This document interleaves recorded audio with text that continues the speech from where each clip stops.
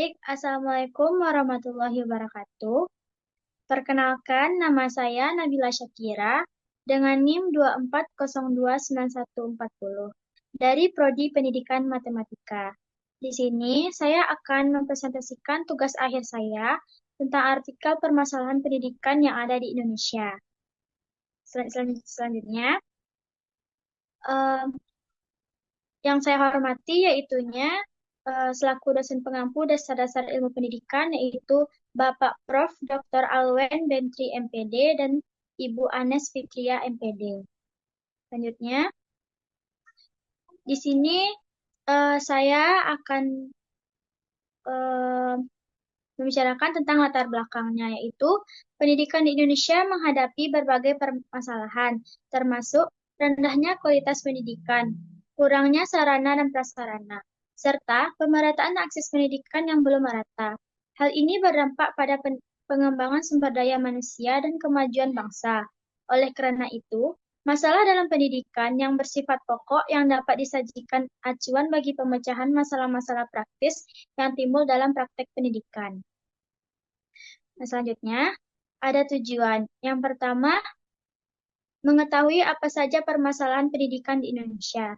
Yang kedua, mengetahui faktor apa saja yang mempengaruhi permasalahan pendidikan di Indonesia. Dan yang ketiga, mengetahui upaya yang dapat dilakukan untuk melakukan pembaharuan di pendidikan.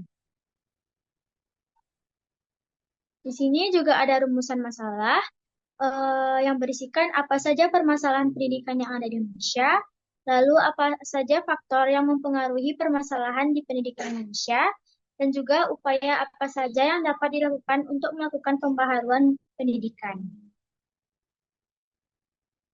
Baik, langsung saja kita mulai di artikel pertama ini, eh, di mana terlihat link yang saya cantumkan di presentasi ini.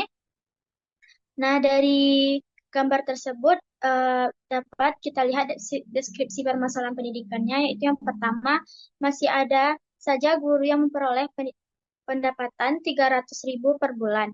Kondisi tersebut mengharuskan guru untuk mencari pekerjaan sampingan lain, seperti bekerja sebagai pekerja butuh sawit atau bahkan Gojek. Yang kedua, belum tersosialisasinya kebijakan pemerintah juga menjalar hingga ke tingkat sekolah. Misalnya, masih banyak kepala sekolah yang menggaji guru honorer seadanya melalui dana bantuan operasional sekolah atau BOS. Nah, faktor yang dapat mempermasalahkan itu yang pertama, gaji yang tidak memadai banyak guru, terutama yang berstatus honorer, menerima gaji yang sangat rendah, berkisar antara 300.000 hingga 1.200.000 per bulan. Yang kedua, ada pembayaran gaji seringkali terlambat, bahkan harus dirapel selama beberapa bulan. Nah, upaya yang dapat dilakukan yaitunya adanya peningkatan tunjangan, pelatihan profesional, dan kolaborasi dengan masyarakat. Selain itu, program sertifikasi ini dan insentif bagi guru non-ASN juga menjadi fokus untuk memastikan kesejahteraan dan kualitas pengajaran yang lebih baik. Selanjutnya,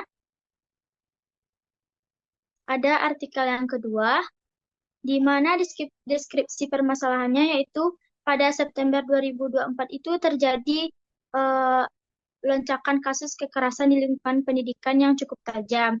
Dari 15 kasus pada bulan Juli menjadi 36 kasus dan 6 diantaranya merupakan kasus kekerasan seksual. Pelakunya sebagian besar dilakukan oleh guru dan pemimpin atau pemilik pondok pesantren. Yang kedua, pelakunya 72% merupakan guru laki-laki, sisanya adalah murid laki-laki. Profesi guru ternyata ini menempati peringkat pertama, yaitu 31,8% merupakan pelakunya. Sementara untuk pemilik atau pemimpin pondok pesantren ada di peringkat kedua, yaitu 18,20%.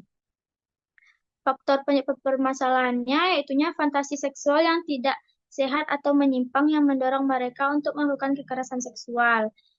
upaya yang dapat dilakukan yaitunya ada pelatihan untuk guru dan staf, memberikan pendidikan seksual yang komprehensif kepada siswa dan mahasiswa tentang batasan diri. Selanjutnya, yang ketiga, eh, ada deskripsi permasalahannya, yaitu tentang kebijakan PBB harus relevan dengan perkembangan kurikulum dan sistem pendidikan nasional. Yang kedua, ada pemerintah perlu memastikan infrastruktur pendidikan yang memadai di seluruh wilayah, termasuk daerah tertinggal, terdepan, dan terluar, yaitu 3T. Nah, di sini ada faktor penyebab permasalahannya, yang yaitu jika kurikulum tidak mempertimbangkan minat dan bakat, maka materi yang diajarkan tidak relevan. Maka dari itu ada upayanya. Yang pertama yaitu penggunaan platform online dan juga pendidikan berbasis teknologi fleksibilitas kurikulum. Selanjutnya,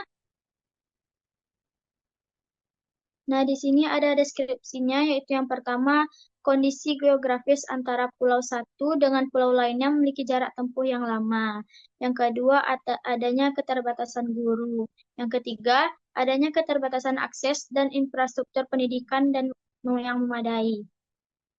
Faktor penyebabnya yaitu kendala ekonomi dan sosial serta keterbatasan akses teknologi dan internet. Infrastruktur yang tidak memadai, kekurangan tenaga pendidik berkualitas, akses transportasi, listrik, dan koneksi internet yang buruk. Upaya yang dapat dilakukan yaitu adanya pemanfaatan teknologi, peningkatan kualitas guru, dan juga peningkatan infrastruktur. Lalu, eh, deskripsi permasalahan berikutnya